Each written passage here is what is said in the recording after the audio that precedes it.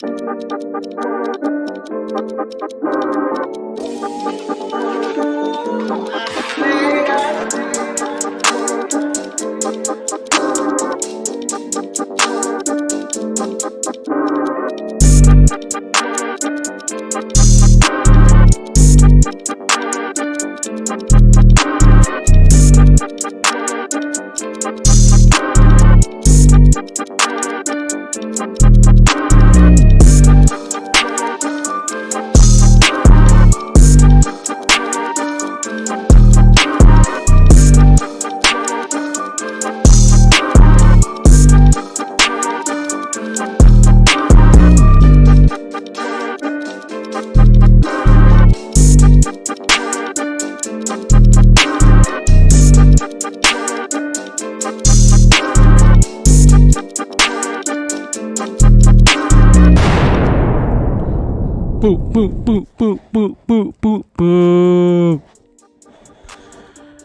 What's going on, everybody? That beat is brought to you by Isaiah Cardona. What's going on, Phil? What's up, Carol? How you doing? Hey. How was your weekend, Phil? How was your weekend? My weekend was pretty good, pretty insane, but good. How about you, man? You went to some crazy stuff. We'll get into that a little bit later, but I had a great weekend. I'm happy to be here Monday. This is like probably the best part of Monday, honestly, is doing this show. What do you guys think? Absolutely. Oh, absolutely. Mm-hmm. You know, I'm always ready for my show, Carol, but not for today's episode, especially the beginning that I'm about to. He's okay. taking. You want some sweet tea? Wink, wink. Do you want some like sad music or something, bro? Hell no. You sure? Hell no. With the rain, it's No. like we definitely and not it's doing. raining on top of this, so We definitely not doing it's that. the perfect Oh no, scenario. we're not. Okay. No, hell no, we definitely not doing that. What the hell? So my weekend was good. You know, met up with all my fellas. You know, it was in my boy's house. Mm-hmm. We watched the big fight, Tank and Davis. And how was that fight? That fight was not entertaining at all. But, you know, Tank got him with a good body shot, a real good body shot where I think to me, Garcia gave up. Carol, do you watch boxing? I like MMA. Okay. So no, it's not boxing, but I like the closest. There is sometimes once in a while when I catch on the TV. Why is boxing so popular with Hispanics? Mal? It just runs in our blood, yeah. It Y'all just like to- it y'all just like to runs fight. in our blood. Y'all like to fight, that's why. Right, That's a definite fact though. That right there, yes. Definitely love to fight.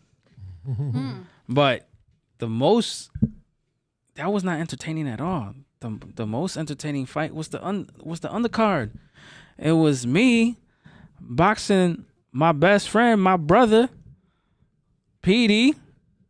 You know, that was the best. You know that. Oh, look at them shots. Oh my God, yeah.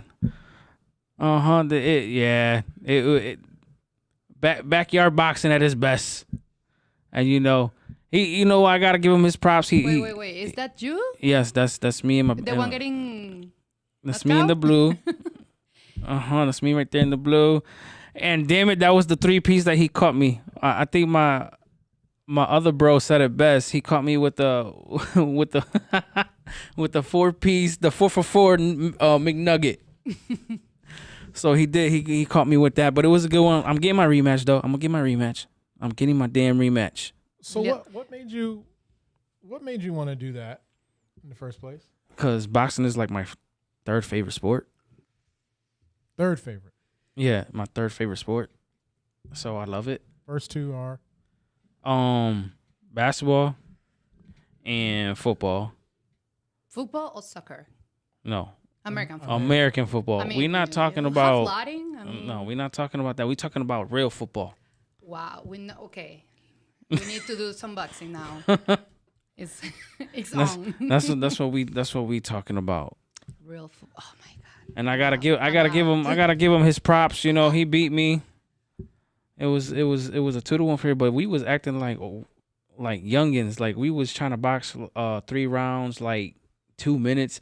Man, after the first round, we was already like about to be about to die. So we had to cut it down to like 1 minute round. Well, yeah, you ain't got no stamina. Listen, but you know, this dude had the Cutman trainer.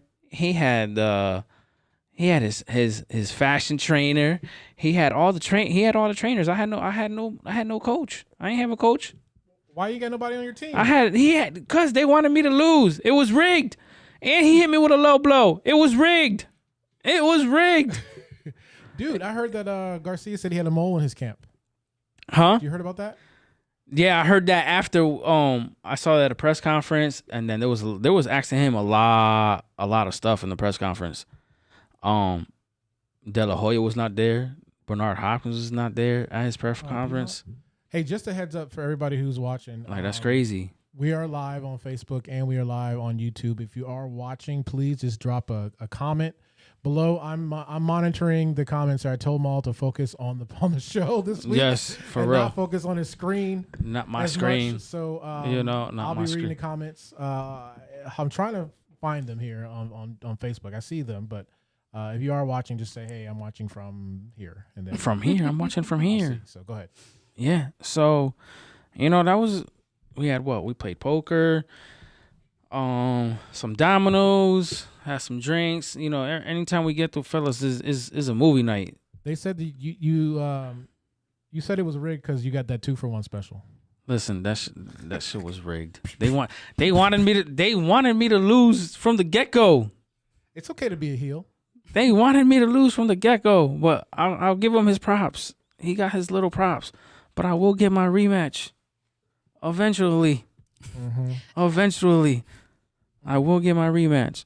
Okay, so today's episode, it's gonna be a good episode. So it might be emotional for people. It might not. But let's see. Hopefully, I hit people's hearts today. So that today's episode is trying to bring that wall down that you keeping up. All right. So today's episode is about mental awareness, stigma.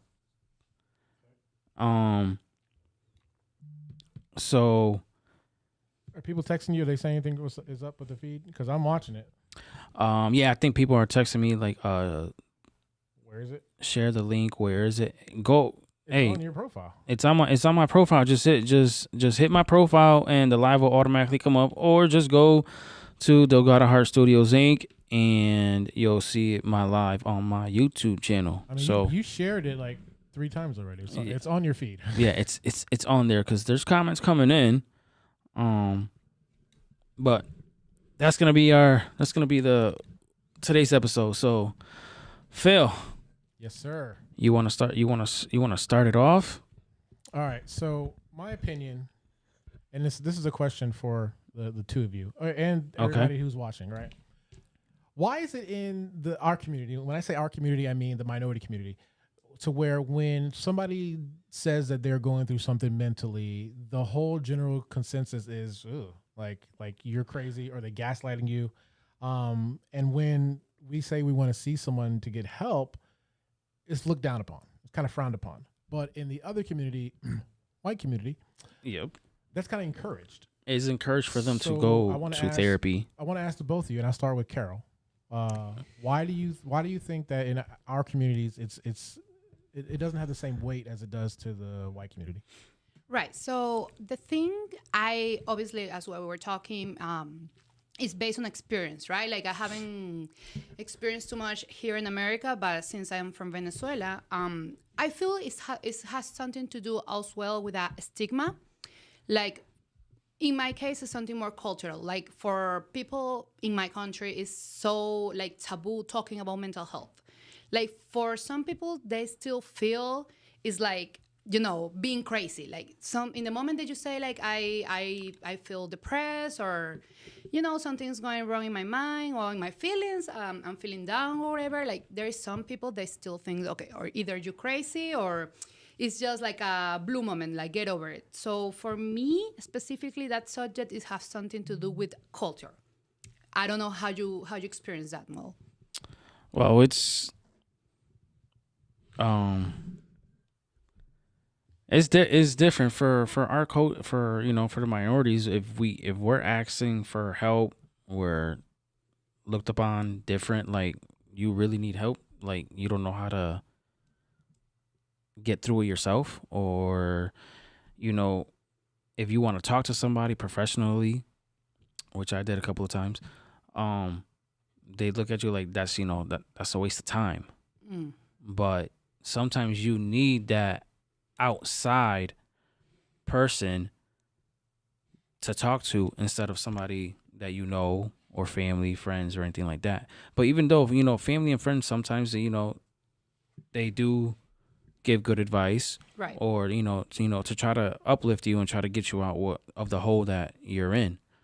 But So you don't think also, like as Phil's saying, like maybe when the gap comes, it got something to do with economically, because I find out here in America it's extremely expensive going to therapy, which like Oh, hell yeah. as you say, like it depends of your economic position, like if you can afford it. if you like, can afford it, basically, if I'm sorry, but if you white, you can afford it. If you in a minority, you can't Right. afford it. So pretty much with some, like we can wrap it up, like some minorities, like they don't have the same status that, as you just mentioned, like some other communities, to not be more specific, because in my country it's not something, it's something about who has money. You know what I'm saying? Like some people can afford that, and it's like kind of a privilege. Like if you maybe need it and you cannot pay for it, you have to, accept it. Like, okay, I will either cry with a sad song or something because I cannot pay a therapist or a session or anything.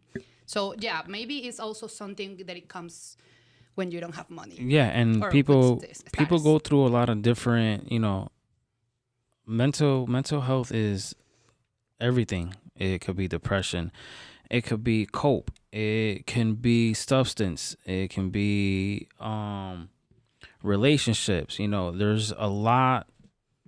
Mental health is just not one thing that you're going through. It's a whole diverse. Right, like mental well-being. It's a diverse of of your brain, because your mind and your brain has a switch where it's gonna end up playing a lot of games. And to me, like 22 years old, was I really mentally for marriage at 22 Okay. to someone. So you got married when you were 22, right? 22, and my ex-wife was 9 years older than me, so she was 31.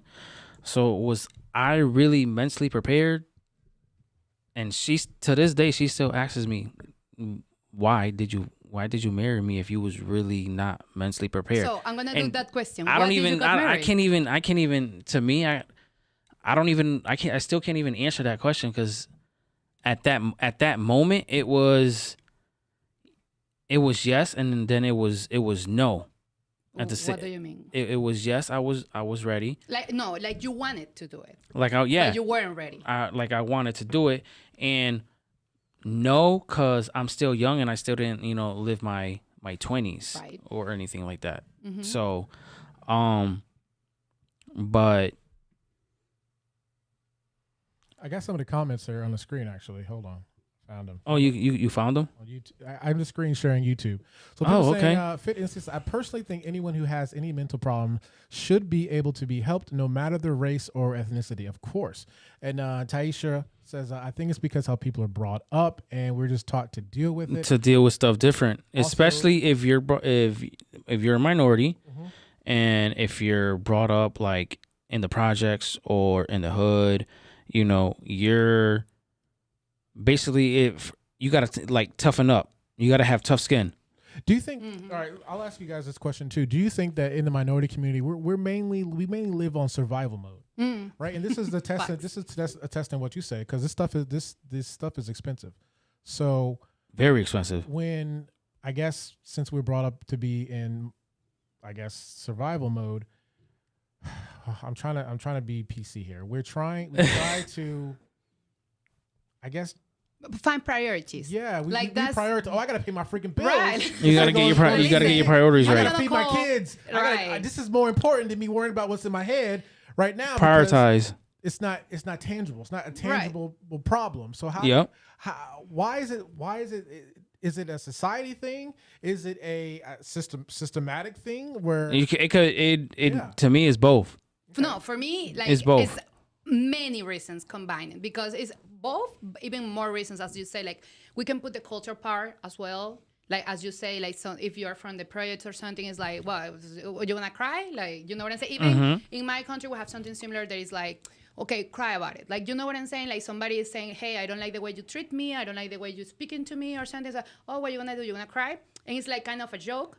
But like deep down, deep down, they're really telling you like, right, woman up or man the fuck up, and you know, so yeah, it can be both, reasons, and to me, it's both. But for me, Phil, as you say, like if I put it from my own perspective, based on my experience, is like sometimes priorities come first. Like, in your mind, it don't become a priority. Get some therapy or something because, as you say, listen, or I either pay the rent or I go to therapy. Like sometimes it's that simple. Like I don't know how much it can be like a therapy session, but I know it's around hundreds. You know, it can like $250 an hour.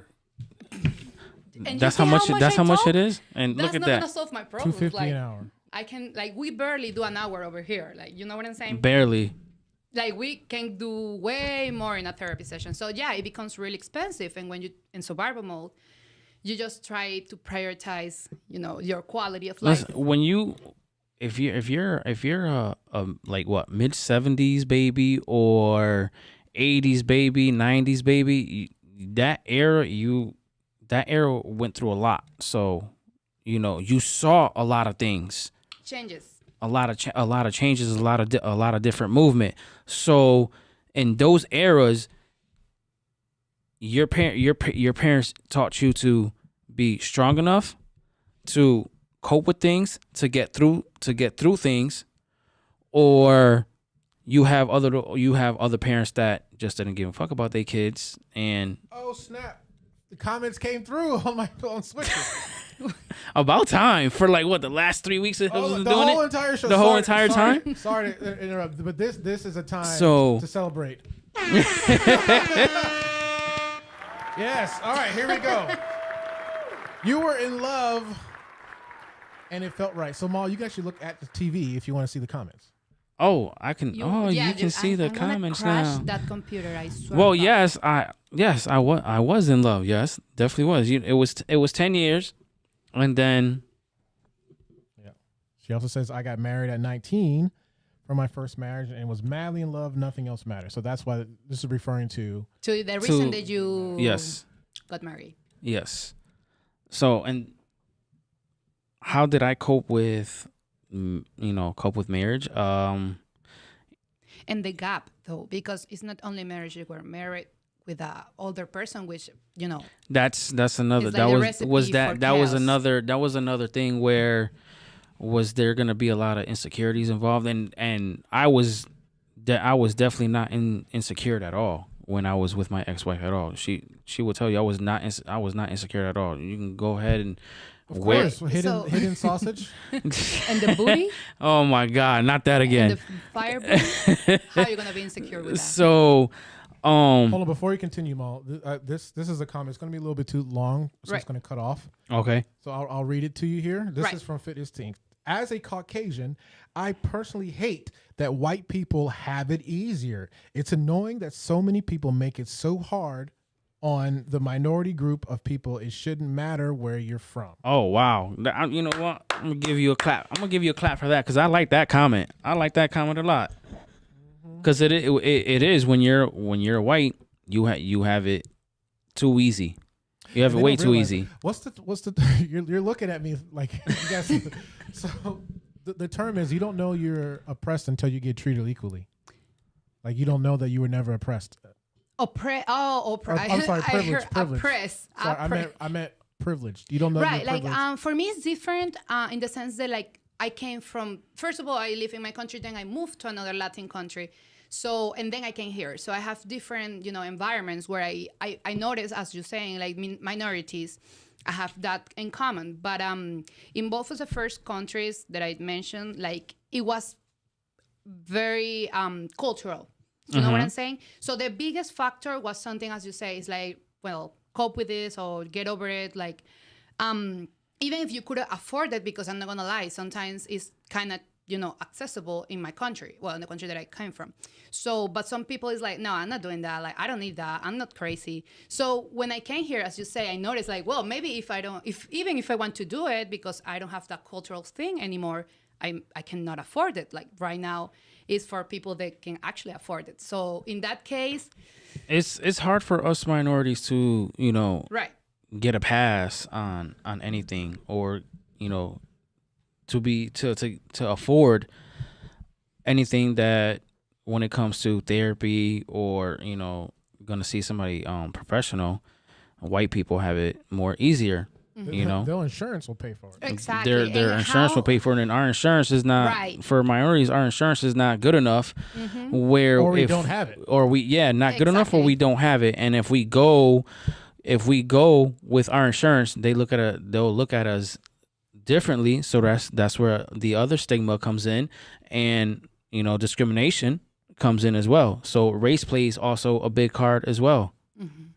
Well, but I'm so sorry, Phil. No, go ahead. So, well, what I want to say is like, although we're talking about the cause, the cost, like the reasons, the people mostly don't get some mental health treatments or therapy or whatever. What I did in my case, because as I say, I couldn't afford it I still can't afford that amount. They $250 per hour. That's not in my budget. But regardless, what I did is like, since I don't have the cultural stigma anymore, I tried to Google. You know what I'm saying? There is plenty of information on internet that you can access. Oh, of course. So it's also like, although the system doesn't put it easy for you. The system does not make it easy for you. No matter what it is, the system will never make it easier for you, no matter what. But what I'm trying to say is also, when you put aside the economically part, you can also put the stigma, because even if you can afford it, there is some people that still have some, they hesitate when it comes to take some mental health, I don't know, therapy or anything, because it's not only therapy. It can be any kind of like. It could be anything. Right. Like it could any be kind of help. Rehab, for instance, like there is rehab. It's not only for addictions, but the people that is, have some mental issues, and nobody's gonna take it. For instance, like say AAA. Okay, so AAA. Oh, AAA. It's AAA, right? AAA. I thought you said something else. Oh, it's double A. Oh, it's double A, because AAA I think is the car one. Yeah, AAA is the car stuff. So it's double A. You're talking about Alcoholics Anonymous? AA. Oh man. Alcoholics. I love you. Oh my God! Now they're gonna come for you right now. The comments are gonna come for you. Jesus Lord! Before you start there, do you know Travis? Yes, that's my gym buddy from back home, man. That's who that is. Yes. Okay, and then Lizaboo says, "I'm glad you jumped in me." Don't know what that means.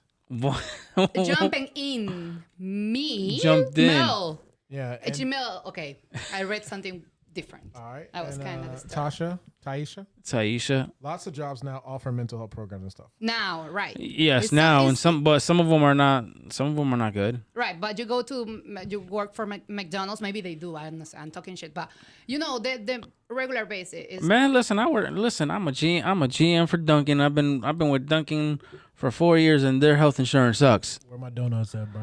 Their health insurance sucks, like bad, very bad. Their health insurance is terrible. But once again, it's like I feel the system still doesn't see it as a priority. When it comes to the insurance. It never will. Well, never say never. Hopefully, that's why we're trying to do awareness. You know what I'm saying? Like, people have to talk more about it, because it's never gonna become a priority if people don't talk about it. But you know how hard it is for people to talk about. Can I ask y'all about a question about our culture, though? Our culture. When I mean our culture, I mean like hip hop culture, right? Mm-hmm. It's mainly based off of violence, sex, drugs. mental health is never ever spoken about. Why do you think that is never something that's brought up? I know we talked about being in survival mode, but if I'm in that community, hip hop community, rap or whatever, and I talk about my mental health, why am I judged? Different? Why are we judged? And negatively. So I want to ask everybody in the comments that too. Why do you think people in our culture are judged negatively when they speak about their own mental health? Oh, you're crazy. Oh, that's that white shit. Oh, you're doing stupid stuff. Why people in our culture, why do we do that? Maybe it's a projection. I don't know. That's again, like, I haven't studied too much how is the reaction when that, because I do know, like, I don't know if this is being considered hip hop because I think it's pop or something, but Drake. He's hip hop. Yeah, like pop. It's not hip hop, but you know what I'm saying. He has some songs they low key talking about mental health. And even those songs aren't that famous. Like Drake is already considered soft in the hip hop community. Right. Well, right now that's the comparison that I'm trying to do. Like, for me, it's because what music's supposed to be a reflection of a culture. Like, first comes the culture, then comes the music, something like that. Mm-hmm. So what they're trying to project to the music is like, we don't need that. Like, we tough enough. We got this. We got all together. Maybe it's that they don't want. Sometimes mental health is very reliable with vulnerability. Vulnerability. Did I say it right? Say it again. No. You see, I'm being vulnerable here, and he's joking. Well, you get the point. So maybe it's like something because how would it be? Put a lyric from hip hop that talks about mental health. Well, how would you make it? Well, now a lot of people talk about, especially in the hip hop, a lot of different artists just talk about mental health or talk about their experience. It's not like, it's not like the hard hip hop. It's, as you say, become like a mix between pop. I mean, it's not in the top charts. All right, Travis also says that, this might be cut off too, but also mental health is a gender thing. With women, it's a big deal, but when it comes to men, it's never talked about. It's also pushed aside a lot of the time. That's true. I mean, in that case, I agree. I agree. That's definitely true. There's so many feel more. bad about it. There's so many more suicides in men. Men's suicide rates are skyrocketing when it compares to women because men deal with different things that women deal with. Like, yep. So, and I'm just speaking from my own experience. If you agree with me, you can comment. If you don't agree with me, you can comment. But I'm just telling you from my own experience. One of my biggest insecurities, and I'll be completely vulnerable here, is that I need to feel I am bringing value to the table. To just that and family in general. And I think a lot of men are kind of in that boat because there's a quote, I don't know who it was from, but it said that only women and children are loved unconditionally. Men have to provide something to be loved. Now, granted, you can have your own opinion on that. I'm just saying as me, my own position, my own position as a man, I feel that I need to have this, and this to be able to be considered a man, right? And that is true. With the way that the stigma is nowadays is that men have to be here. You can't really see that, but men have to be up here versus women. Now, granted, women were held back and repressed for a very, very long time. But I feel that pendulum has kind of swung in the other direction to where men are kind of feeling like they either can't be themselves or that they don't offer enough value to be. They don't offer the value that they know that they want to offer. Well, that alone is that they don't feel like they offer enough value, so that gives them the depression because society is telling them that they ain't shit. Which, you know what, or what they're doing isn't good enough. I definitely agree with that because, when I went through that. So like me as a young man, was I good enough to be in a long 10-year marriage with somebody that's 9-10 years older than me? I felt that way the whole time. How is this 22-year-old married to this 31-year-old? And I felt that was my insecurity when that was like my only insecurity. How can I, as a man, make my wife believe in me and make sure that I can get shit done where she doesn't have to worry about anything, you know? So, you know, that was my only thing in my marriage. But when stuff started happening to me, like when I started having my heart problems and stuff like that, right? I got a picture to show. Do you got a what? The picture. Yeah, you can put it up. The picture of all That's my. not his BH. It's not his BH. That's my picture where the pacemaker and where I had four heart surgeries. So, you know, depression came in at like 25. Depression came in at like 25. So that was my like first heart attack. That was like my first heart attack. So at 25 years old. Then I had my second one at 28. And then by 28, I already did 2 heart surgeries. I already did 2 electric stents and already seen probably maybe 5 or 6 cardiologists. So that, you know, that was very hard, where passing out in front of my stepdaughter, you know, and she always thought that, okay, she did something wrong and, you know, daddy passed out or daddy's not breathing, what's going on. So that hurted for me. Then my third heart attack was at 30 years old, where I went to cardiac arrest and I was dead for about 3 minutes. What? Yeah. You didn't have oxygen in your brain? No, I didn't have anything. Oh, Kat saying she remembers that. And also, Danelli said, "Can you see my comment?" We didn't see your comment, Danelli, so say it again. I didn't see my sister. And Geraldine says it was Chris Rock that said that quote about women, kids, and dogs are the only people or the only things that are loved unconditionally. So. Oh, okay. Sorry to interrupt you, Mo. So you were dead for 3 minutes. Yeah. So, and then when I woke up, I just saw a whole bunch of people around me. I was completely lost and didn't know what the hell was going on. And then by 30 years old, I saw my 9th cardiologist, and they was like, you know what, at that point right there, you need to go to emergency surgery. You need to get a pacemaker, which a pacemaker, a lot of people probably don't knows what a pacemaker is or don't know what a pacemaker is. But what a pacemaker is a little, nowadays, it used to be a box. It used to be like a cigarette box. It used to be like that. But nowadays, this new generation, it's like a little flash drive now. And it pumps up my heart.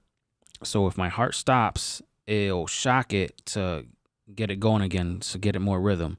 So as we speak right now, I was, to this day, I still have a 3rd degree AV blockage where I don't have enough oxygen from my brain to my heart, to the main artery of my heart. And while I'm talking to you guys right now, my heart could be stopping right now, and then, you know, dude, my pacer. So why the hell did you do this fight? What the hell is wrong with you? What? Bro, I was already right, Carol? I was already dead for 3 minutes, so might as well, you know. I like to go out with the bang. I like to go out with the bang. Insane. And when I am insane. Yes. The first thought I had when I watched that video, I was like, this. I'm insane. I'm definitely insane, and you know, I almost I went through. We have 2 cats. We have 2 cats. Yeah, we have probably Cat Marie and she's asking a question. And probably Cat Graves. Cat Marie wants to know, what did you experience when you died for 3 minutes? I be honest. I saw the white light. No cap. Hold on. Camera solo go. I saw the white light, and it was. Oh wait. You about to put the music on. You and the music. Look at the camera. You and the music. When you died. I saw the white light. So and it was I woke up and I still see white light and a whole bunch of people around me. You know, it was a scary fucking thing. And I don't have any, I don't, you know, have any enemies or whatever, but I wouldn't wish down upon that on nobody whatsoever. So to go through that was, you know, it was tough. It was tough for me. It was tough for, you know, my ex-wife. It was tough for my family to experience that. Then what also started the depression in the middle was that me and my ex-wife lost, you know, twins. So our twin boys would have been 13, 14 years old right now. Okay, I can't do this. That's sad. Would have been 13, 14 years old right now. Phil's trying To light it up. He's trying to light it up. But you know, that was my depression, and my other depression. I almost took my life, or I almost tried to, you know, kill myself. What'd you do? I took I think it was a whole gallon of Bacardi Supreme, and I had oxycodone. So I mixed it with that and just started drinking. And then I left a message for my sister, and she was trying to get through me or whatever, and she ended up messaging my neighbor that's my best friend. And Aisha came next door. She was banging on the door. This is what they were telling me, that she was telling me she was banging on the door and everything. She called 911, and she said, I got a message from his sister that he wrote a suicide note on Facebook. I don't know if it was Facebook or MySpace at the time. And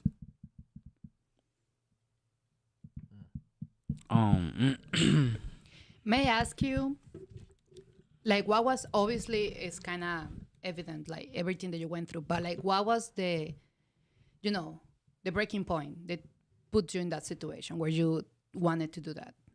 Where I was just going through that. I was just going through too much, and then the divorce.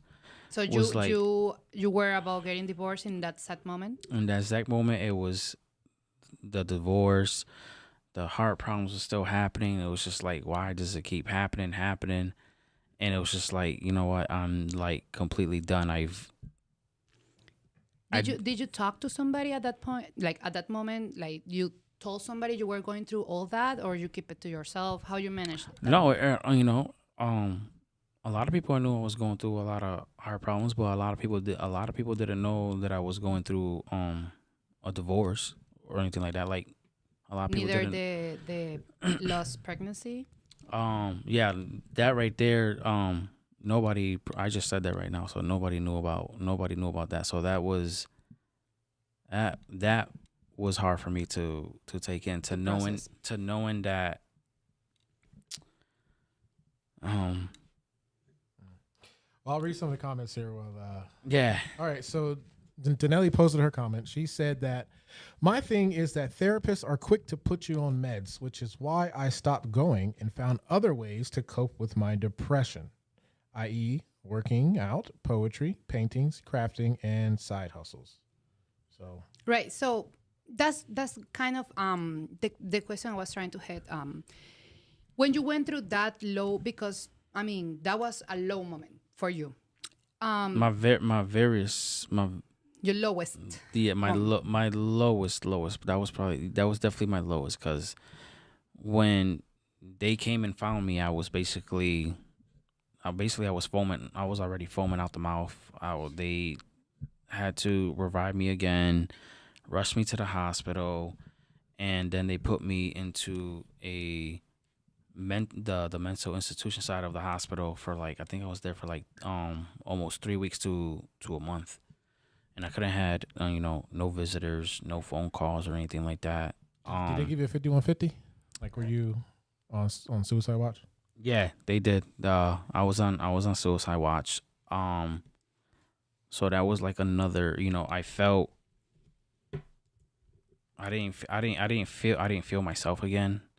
But it took me, You were in meds? huh? You were taking any medication at that point? And the hospital they were giving me meds. Yes, I was on suicide watch. I had to do a lot of notes, and that's when poetry and everything started coming in when as like me writing after like 2 weeks or whatever.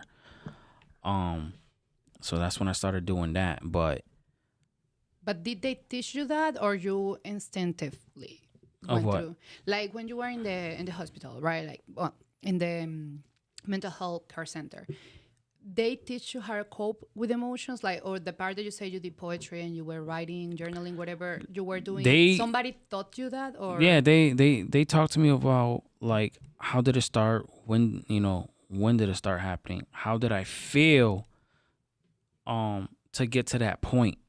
And my point was, it was the middle of the marriage, or the middle of everything that was happening to me, and then towards the end. Cuz I didn't when you get married to somebody, it's like you going to be with them, forever or whatever. But stuff happens. You fall out of love, and that's what basically was. Because I know for my ex-wife, it was basically she married somebody that was young, and she, in her mind, she had 2 kids. Mm, You know, right, so that's why I say that I wasn't. right. I It was was ready a and was not ready, compatibility because it situation. was like now she got 2 kids, and I'm a young man, but I did a lot of things that probably a lot of grown men won't probably you know do at that young age. Um, but it took me a lot. So, but when okay, so obviously that that's natural. That's pretty much natural. Like you went through many things. You did what you did. Well, you went through that phase, and you went to the hospital, then to the mental health Mm-hmm. hospital. You started doing poetry, writing, Yep. trying to cope. Trying to With trying another to trying to mechanism. cope with the depression. Trying to cope how with. was that? Like how what would you say is the biggest difference between like being in the lowest moment and then, because nothing changed at that point, right?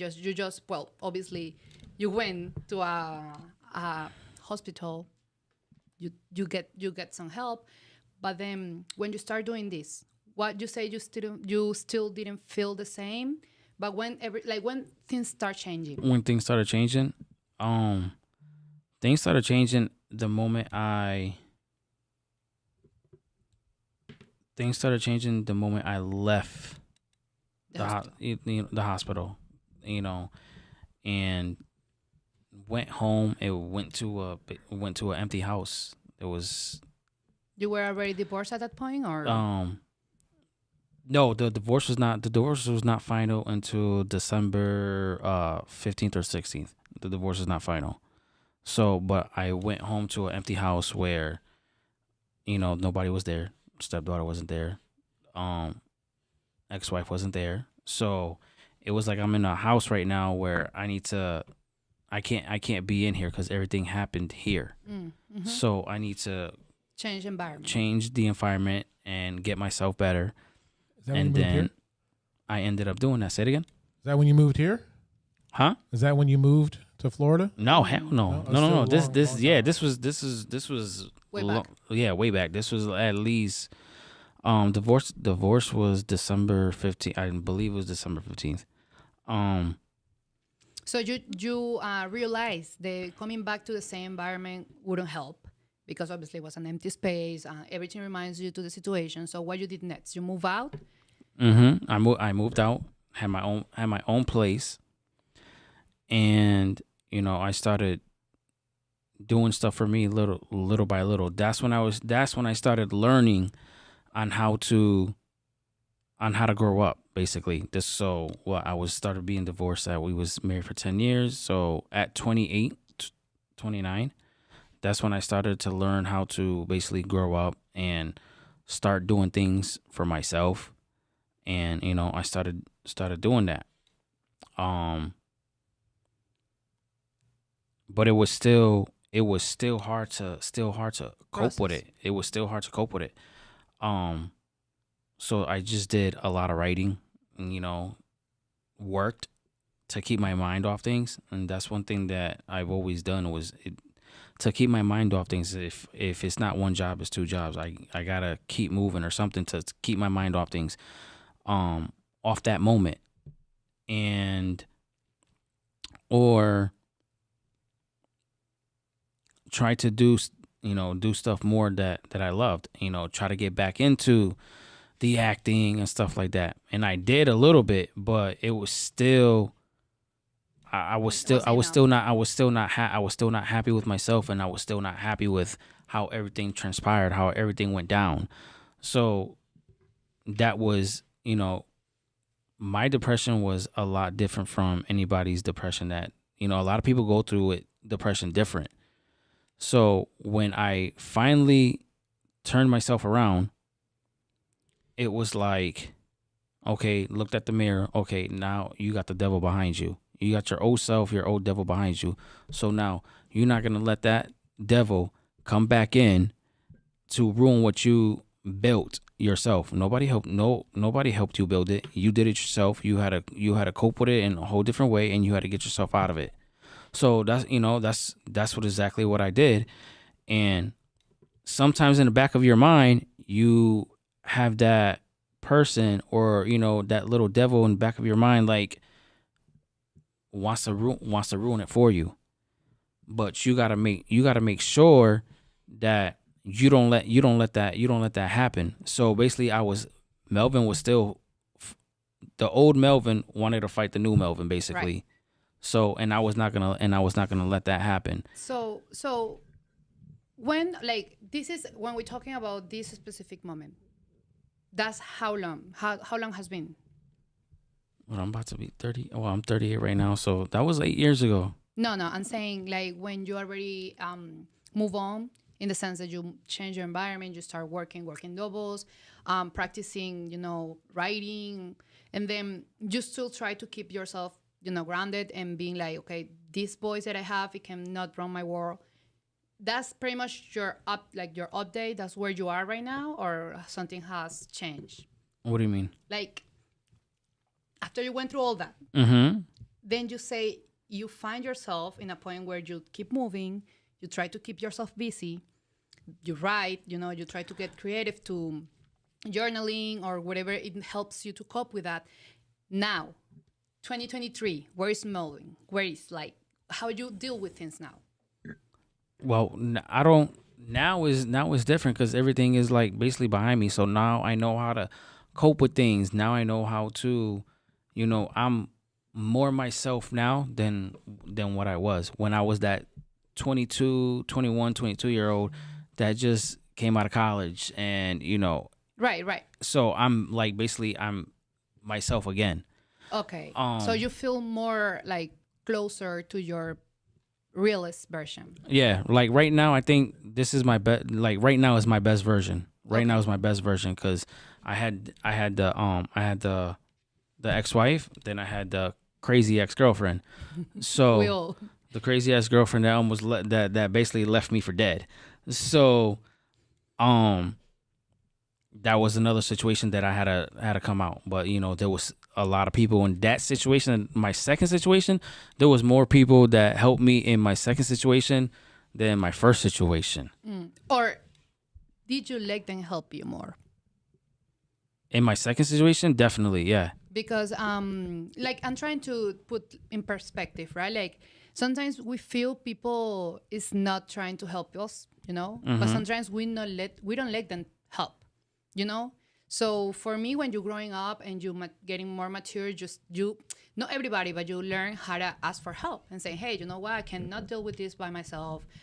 I'm not feeling well. You get more spoken, about what you're dealing with. So maybe it's a combination. You obviously grow a lot, but also maybe you were more open about your feelings and since you say you were writing poetry, so you get in touch about how you're feeling inside. Exactly. So that help you to communicate with people like, hey, I'm feeling this way, or I don't like. And you know, and there was a lot of people that that helped me. It was my boy Sabu. It was his wife. Shout out to Phil. It was my boy Big Rick. It was it was just a whole. It was like the second time there was a whole lot of lists because they saw what happened, that I should not even be in that type of in that type of environment or in that type of that relationship. So they helped me a lot. And Sabu's wife Liz, shout out to Liz. The second time, because they took me out the first time, and my dumbass goes back the second time. And when I go back, she looks at me. You leave and you go back there. Don't bother calling us, because this is your choice. Right. We're still gonna be here, but we're not gonna carry your bags. We're not gonna do this. Right. They weren't up to enable that circumstance. Exactly. So, and especially how they knew that they knew how I am. So for me to even be in that crazy type of environment, domestic environment, that situation was fucked up. It was. And the last straw for me was, give it like 1, 2, 3. Like how many times you gonna be boo boo the fool? How many times you gonna be stupid? And the last straw for me was when I was basically left for dead on the street after 2 days. I had heart surgery. So that was my that was my last straw. So and then after that, my boy Travis, that was just on with that comment, said, he took me out and went to the gym, and that's how another thing how I coped was going to the gym every single day, going to the gym 5-6 days a week with him, and like we never like missed a gym session. The only gym session that we missed was probably like a Sunday, but Monday through Saturday he was always at the gym. Right. So I would like to do some like highlights about what you've been telling, because as we were talking, like a lot of people, I don't think there is a lot of people that went through the same exact things that you. I think like you are. Well, not too many. But it's probably some people over there that But as long as I know, there's people going through some bad situations, maybe right now, maybe in the past, and that's important for me to highlight, like how you went through all that and what you did to make things different. Like, well, even if it wasn't voluntary, you got help. That's the first step. Yeah. And then you find, as one of the comments say, like you find a way that not necessarily is with medications, but you find a way to express yourself, at least to try to process whatever it was going through your life, Then you change environment. That's so important. You know what I'm saying? Like when you are going through trauma, because trauma, people try, like, some people understand trauma like something that only happened when you're a child, when you're talking psychologically, oh, trauma, child trauma. But trauma is anything that hurts you and marks you, anything that is a before and after in your life. So trauma is extremely important to process, to go, and specifically, as you say, to change environment. When something happened to you and you don't have the tools to cope with that, in the moment, like you didn't have the tools. No, I didn't. Right. So, and many people don't have the tools because they don't know how. Yep. Right. Because it's all about that. For me, mental health is all about having tools to, good tools to cope. Because like drinking is a cope mechanism. It's not the best, but it's a cope mechanism. Some people use any cope mechanism that they have, and sadly, it's not the right one. So having good tools to get out of trauma or situations or depression or whatever is very important. And as you say, you change your environment, which is one of the first steps I always recommend friends. Like if you cannot cope with this situation, try to change, either if it's a job, if it's an apartment, if some people is more drastic, they change the city. I don't know what's your reason, because you recently moved to here. But like Instinctively. Thank you. Exactly. Was very smart because you also start writing. So you connect with a part of you that was, creative. And most likely that's going to connect you with yourself because your creativity is the closest part within your nature, Myself, yes. Right. We need to take a break for a second because we got a ton of comments and I was holding it back because y'all's conversation was really, really good. So let me put some of these comments on the screen here, okay? Let me scroll. I can't see, so I'm blind. I got you. I don't got no 20/20 vision. All right, so 40/40 vision. hold on, I'm just going back. Hold on. All right, so Taisha, she lost her baby in Florida. Here, I'll put this on you so you can see there. All right, Kat says, I think you being in Florida has been a great for you. It's been you've been happier here, and that's definitely helped you. Elizabeth saying that's so sad. Travis is going to get cut out again, but he says, I had to share this podcast on my YouTube channel. People need to see that no matter how hard shit gets you, can get through anything. And you're the perfect example, Maul. And Lewis was talking about something earlier. Lewis was talking about your group chats. Kat also says support is everything. You have some true valuable friendships. That's a blessing. Taisha says, I've been through lots of things my whole life, but going through a divorce is probably the biggest and most changing thing I've ever been through. When you go through a divorce, it's that. Yeah, this is Travis talking about your ex. Don't get me started on my crazy ass girlfriend. Yours is the most narcissistic bitch you ever told me about. Okay, and then Elizabeth says, I'm sorry, but I had to show you tough love. Of course, and I love you. Thank you. Couldn't deal with your heartache anymore.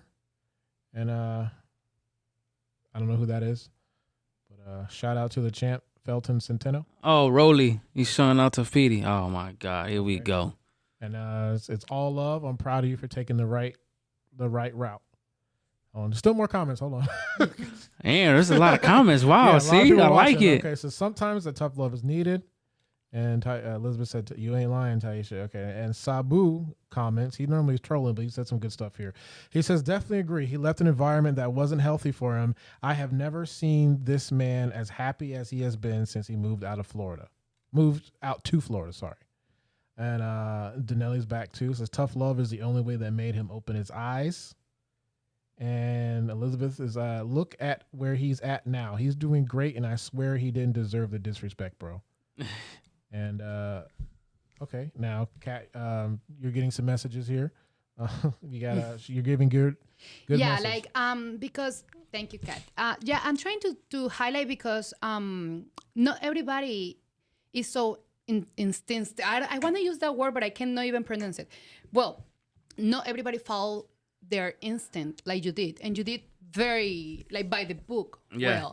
Well, so for me, that's some tools that they gotta be somewhere. You got help, but regardless of that, you did what you think it was the best choice. Obviously, the best move for me to do. You have support, like as you mentioned, your friends. That's so important.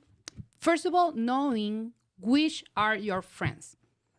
Oh yeah, That's the most important because you can get very bad advices. And guess what? And you got those great ones. And those friends I can name them all. Those friends I love to death. All 26, 30 since best friends since we was 10, 11 years old. We all grew up together until this day. We stay close to each other. We got a group chat. They're talking about the group chat. We got a group chat on Messenger that we talk to each other every day. We FaceTime each other every day. And I love my guys. I love those guys to death. I got to shout out a hater. We got a hater in the chat, so I'm gonna shout them out here. Laugh my ass off. The cap on here is real as fuck. See, someone like this guy. It looks. I mean, it's because the incredible story you just told. Like sometimes it's hard to believe that people go through that, and that's understandable. If you haven't been in a tough situation, you might think this is cap, but no. Everybody call out Steve. He's being a dick. That's it. Well, but I mean, don't even judge like ignorance, because when you went through some hard situations, you can be more empathetic. So maybe he haven't go through so much, and that's why he don't believe it. But anyways, yeah, I was saying that choose your friends mindfully. You know what I'm saying? Because some people's going through so much things, and they go through the worst. They go through that. They go through people that is like, let's go drink it out, let's go dance it out, and which is sometimes is okay, because maybe you need like some distractions, but then they're not doing the tough love that you just mentioned, and sometimes that's what you need. You need some people that cares about you and tell you enough is enough. Call the people out and being like, listen, I'm not gonna tell you what you want to hear. I'm gonna tell you what you need to hear, like it or not. Oh, trust me, she gave me tough love. I looked at her like, but I looked at her. I looked at Liz like, it's me though. I don't care who it is.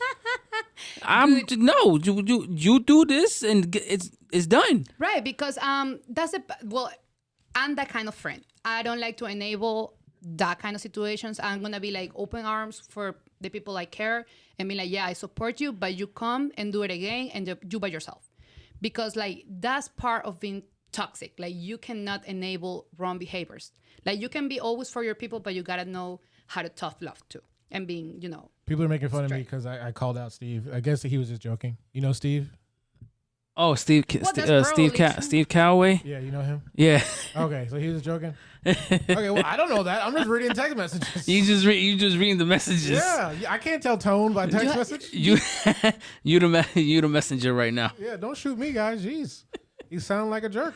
Well, no, but I mean, Steve was just an example, but there is people who want to look at situations like this and there are be people like that. Yeah. Right, that's what I'm saying. It's not to name Steve just as an example. It's because there's people who will hear what you're saying and be like, I don't know, because they haven't been through that kind of situation. So, Steve was joking, but maybe there's people watching this and saying like, I don't think that's true. So, because people, people go through it different. They gotta,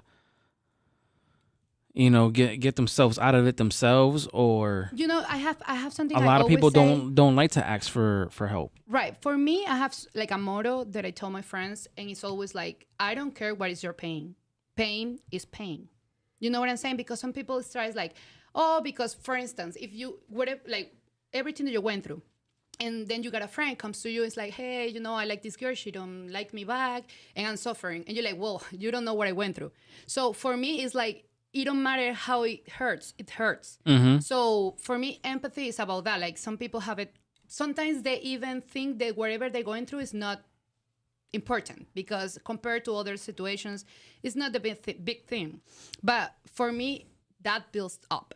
It builds to up, a yes. point that is not, you cannot handle it anymore. So for me, if you're going through something, even if you feel small, it's always good to find tools, talk to people, change environment if it's necessary, like as you did.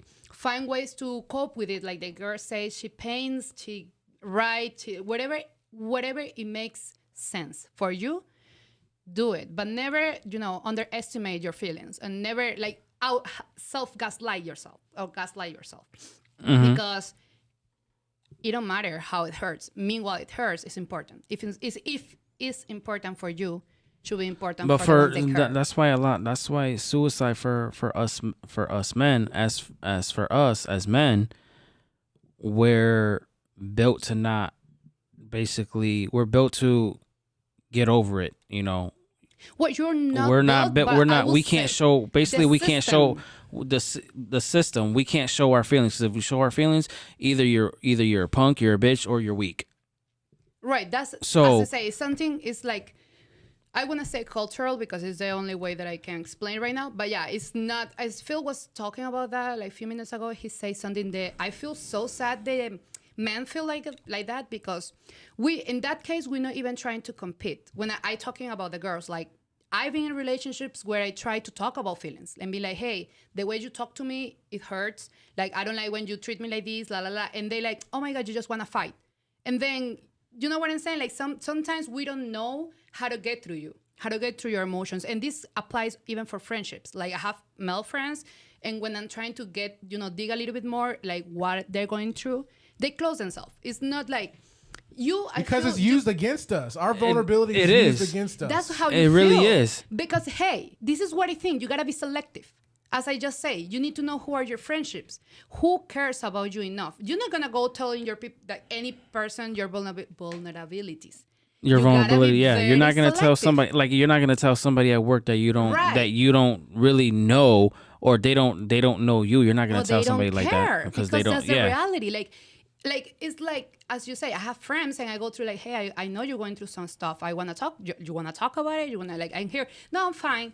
I deeply care about them. So sometimes it's like a self-response that you do to yourself. Like sometimes, I'm not saying all the times, but I feel like men put this barrier when it comes to feelings. As you say, maybe it's because of history, like whatever you went through in the past. It is a history because we as men we have to put up that wall where we can't show. If you're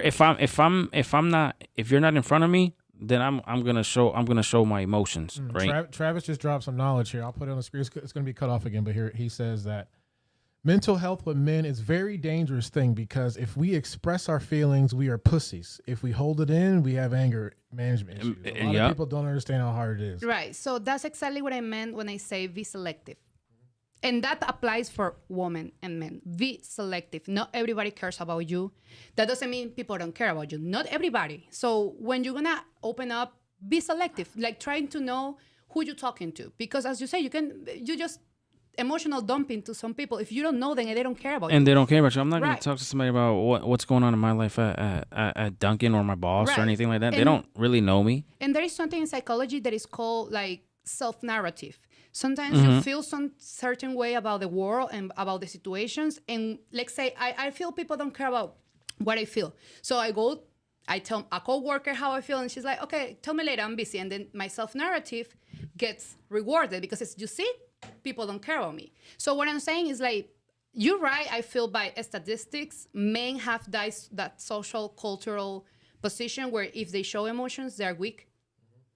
But for me, if you show emotions to the right person, you will see a difference. You're gonna see a big difference if your partner, and you show emotions in front of your partner, and your partner's not looking at you like It's not, yeah. what type of man are you like? And that's a good, indicator. Like if you're trying to show your emotions, not even your emotions, how you feel to your partner, and the person is not responding, is not even caring. Maybe you should screen, change your environment. Exactly. Carol, look at the screen. Can you read that? Boy, I can't read that. Once a man talks about emotions, women sees him as a bitch. Well, that's first of all, that's my best friend, and we're gonna have some talk. That's why I say look at the screen. Yeah. Well, I know specifically what she means. Like, it's different to talk about your emotions than nagging. Then what? Nagging. Your emotions then more than nagging? Like, there's a difference between showing emotions and be direct about how you feel about Yeah. something and nagging. Because as somebody just said, it's very dangerous for a man, and we can talk about because we hold it in more than a lot. Yes, and on top of this, like, that's what I say, be very selective, because you can find narcissist people on the way, and the worst that you can do is tell your emotions to that kind of people. to that kind of people Because they're gonna use it against you. Yep. Right? So yes, they are. I learned that the hard way. Once again, being selective is putting these people through some challenges.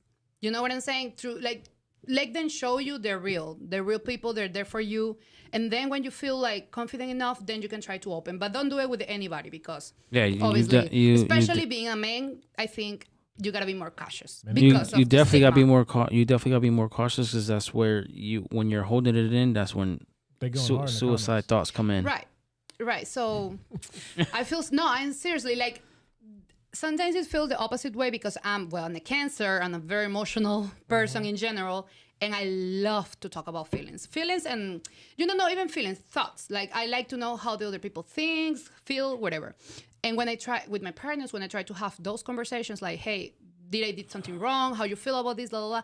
They, backlash on me and be they brush it off. You so toxic, or you want to talk about feelings, or I don't have time for discussing this. And it's like, you know what I'm saying? So sometimes I feel bad. The men feel that they cannot express themselves, but I won't say that all men are like that.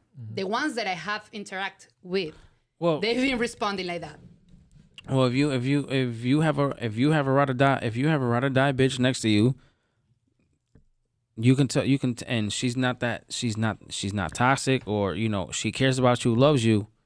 Yeah, but okay, so here, when I say the difference between nagging and being emotional, and this is very connected to what just Phil say, is like about the roles, right?